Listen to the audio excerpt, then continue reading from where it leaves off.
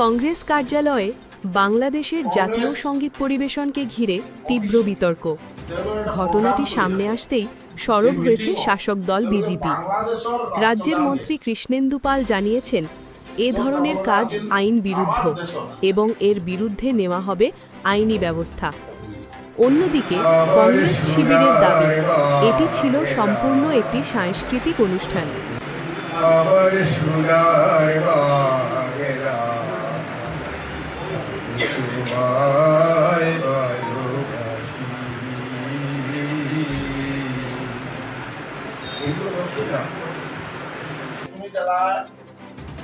কংগ্রেস অফিসের একটা ভিডিও আমি দেখলাম। এই ভিডিওতে আপনারা সবাই দেখবেন, প্রিয় সাংবাদিক বন্ধুরা,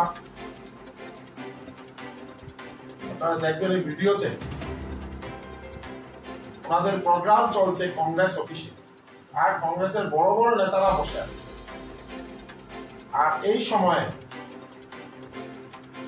গান যে গাইছেন বাংলাদেশের রাষ্ট্রগীত ওনারা গাইছেন, আর এই যারা বসে আছেন নেতারা সম্মুখ অপোজিট প্রতিবাদ করছে। এটা একটা আমাদের রাজ্য বা দেশের কারণে হুমকি স্বরূপ। এটা কি বুঝাতে চাইছে, এটা তীব্র নিন্দা জানাই এবং এটা একটা বড় ইনকোয়ারি করতে হবে। এটা আগামী দিনে আমাদের ভারতবর্ষের জন্য, আমাদের রাজ্যের জন্য একটা হুমকি। আজকে এই 100 বছর প্রাচীন কংগ্রেস দল, ওনারা বলে থাকে এই দল প্রায় 75-76 বছর নেতৃত্ব দিয়েছে দেশ রাজ্যকে। আজকে পর্যন্ত আমরা এটাই উপলব্ধি করতে পারলাম যে রাষ্ট্র প্রেম ওনাদের ভিতরে এখন অঙ্কুরিত হয়। এই গান আজকে কবিগুরু রবীন্দ্রনাথ ঠাকুর লিখেছেন, কিন্তু আমি শ্রদ্ধা জানাই, কিন্তু আজকে আমরা যেহেতু প্রকৃত ভারতবাসী, আমাদের কাছে আমাদের রাষ্ট্রগীত প্রধান।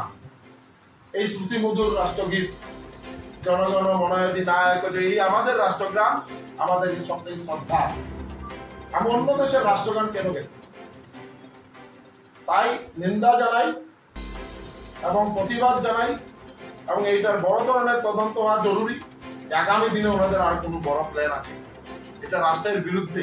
আমরা প্রত্যেকজন ভারতীয় নাগরিক, আমাদের মাননীয় মুখ্যমন্ত্রী ডক্টর হিমন্ত বিশ্ব শর্মা মহাশয় আসামের সুরক্ষার কথা চিন্তা করেন, আসামের উন্নয়ন, আমাদের যশস্বী প্রধানমন্ত্রী নরেন্দ্র ভাই মোদীজি সমগ্র ভারতবর্ষের উন্নয়ন, ভারতবর্ষের সুরক্ষা, ভারতবর্ষের অগ্রগতি, তার জন্য প্রয়াস চালিয়ে যাচ্ছে।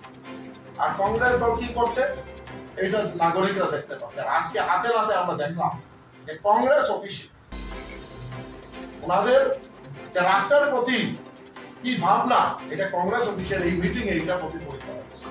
অলরেডি এর উপর থানায় কেস হবে এবং এটার উপর তদন্ত, অলরেডি তদন্ত কমিটি বসে। এই যে নাগরিকরা করে, প্রত্যেকজন নাগরিকের দায়িত্ব, আপনাদেরও দায়িত্ব, আমাদেরও দায়িত্ব।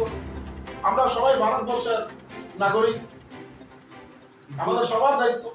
রবীন্দ্রসঙ্গীত গেয়েছেন, কিন্তু একটা কথা একদম কবিগুরু রবীন্দ্রনাথ ঠাকুরের লেখা, শ্রদ্ধা জানাই কবিগুরু রবীন্দ্রনাথ ঠাকুরের লেখা, কিন্তু আমি ভারতীয় নাগরিক,